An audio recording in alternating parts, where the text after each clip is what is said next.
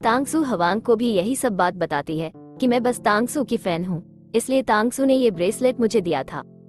तब हवांग ने ब्रेसलेट को कार के बाहर फेंक दिया, ये कहते हुए कि मैं बिल्कुल भी बर्दाश्त नहीं कर सकता मेरी मेड यांगजी की दी हुई चीज पहने। तो तांगसू जोर से चिल्लाकर कार रुकवा देती है और कहती है, बॉस आप सच में बहुत अजीब हो।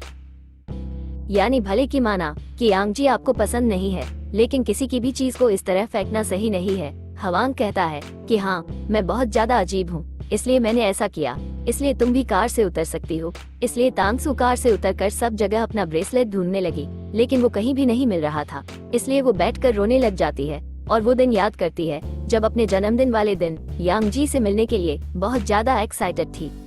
तब यांगजी इस ब्रेसलेट को गिफ्ट के रूप में लाया था, जो कि उसे बहुत ज्यादा पसंद आया था, लेकिन ब्रेसलेट खो जाने की वजह से अब बहुत ज्यादा उदास है। वही दूसरी तरफ हवांग को जब पता चला कि शाम होते हुए भी तांगसू अभी भी उस ब्रेसलेट को ढूंढ रही है, तो वो भी ब्रेसलेट ढूंढने के लिए वहां आ गया, क्योंकि उसे अफसोस था अपनी की हुई गलती पर। जहां जब जैसे ही दोनों एक दूसरे से टकराए तो दोनों बुरी तरह शॉक हुए। तांगसू पूछती है कि क्या आप भी ब्रेसलेट ढूंढ रहे हो, मगर वो मना कर देता है, ये बता के मैं सिर्फ ताजी हवा खाने आया था। मगर तांगसू तब भी उसके कपड़ों पर लगी हुई पत्तियों को साफ करने लगी, क्योंकि उसे पता है कि हवांग उसकी मदद के लिए ही आया है। तब जैसे ही तांगसू को एक इंसेक्ट दिखा तो वो तुरंत हवांग पे चढ़ गई, जिस पर यहाँ ये दोनों एक दूसरे के लिए पहली बार फीलिंग फील करते हैं। मगर तभी तांगसू उतर जाती है और पूछती है, बॉस आज आप लिज़ो को पहचान क्यों नहीं पा रहे थे। तब वो बात को घुमाने लगा कि उसका चेहरा काफी कॉमन है इसलिए, मगर तांगसू कहती है कि बॉस बस रहने दो, मुझे पता चल चुका है कि आपको फेस ब्लाइंडनेस है। बस इतना बोल वो वहाँ से भाग गई, जिसे हवांग चिल्लाकर बस रोकते ही रह जाता है। उसका बड़ा राज खुल चुका था। अगले दिन हम देखते हैं कि हवांग का असिस्टेंट जहाओ बिजनेस से संबंधित बात करने आया है, मगर वो बार बार नॉन स्टॉप तांगसू को ही घूरे जा रहा था। जो बात तांगसू को काफी अजीब लगी कि कहीं ये मुझे पहचान तो नहीं गया, तो वो तभी वहाँ से चली जाती है। जहाओ बताता है कि फेमस आइडल यांगजी हमारी सभी शर्त मानने के लिए तैयार है, बस सिर्फ एक शर्त पर कि उसे आपकी मेड से कुछ बात करनी है। तो ये सुनकर हवांग के साथ साथ तांगसू के भी होश उड़ गए और वही यांगजी तांगसू से मिलके काफी परेशान रहने लगा था।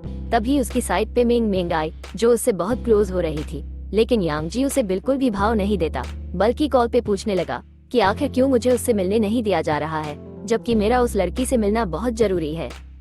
तो ये बात सुनकर मेंग मेंग काफी हैरान हुई, आखिर यांगजी किस लड़की की बात कर रहा है। इसलिए यांगजी को कोल्ड कॉफी देते हुए पूछती है कि क्या तुम भूल गए हो कि हम दोनों गर्लफ्रेंड बॉयफ्रेंड हैं। तो इस पर यांगजी ने जवाब दिया कि एक्चुअली मैं बहुत थका हुआ हूँ, इसलिए आराम करना चाहता हूँ, तुम भी अपने घर जाओ और आराम करो। तो तभी मेंग मेंग चली तो गई, लेकिन अपने असिस्टेंट से उस लड़की का पता लगाने को बोलती है जिससे यांगजी मिलने के लिए पागल हो रहा है। और वहाँ दूसरी तरफ हवांग तांगसू से बिल्कुल भी बात नहीं कर रहा था, तो वो कहती है कि चिंता मत करो, मैं यांगजी से मिलूंगी नहीं। ये सुनकर हवांग खुश हुआ, लेकिन पूछता है मगर क्यों, यानी तुम अपनी पसंदीदा आइडल से क्यों नहीं मिलना चाहती।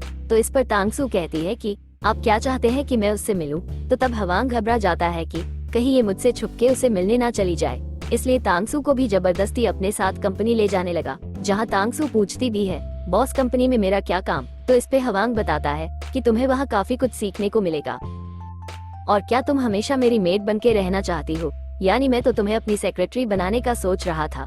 तो ये सुन वो काफी ज्यादा खुश होने लगी, खुशी से अपने हाथ में दूसरा ब्रेसलेट देखती है जिसे उसे हवांग ने दिया है, क्योंकि लाख ढूंढने के बाद भी वो लोग यांगजी का दिया हुआ ब्रेसलेट नहीं ढूंढ पाए थे, इसलिए हवांग ने सॉरी के तौर पे दूसरा ब्रेसलेट ला के दिया, इस प्रॉमिस के साथ कि वो अब कभी तांगसू को चोट नहीं पहुंचाएगा, यानी कि अच्छा बॉस बनकर अच्छी तरह हमेशा उसका ख्याल रखेगा। जिन बातों को प्रेजेंट में याद करके तांगसू ब्लश करने लगी।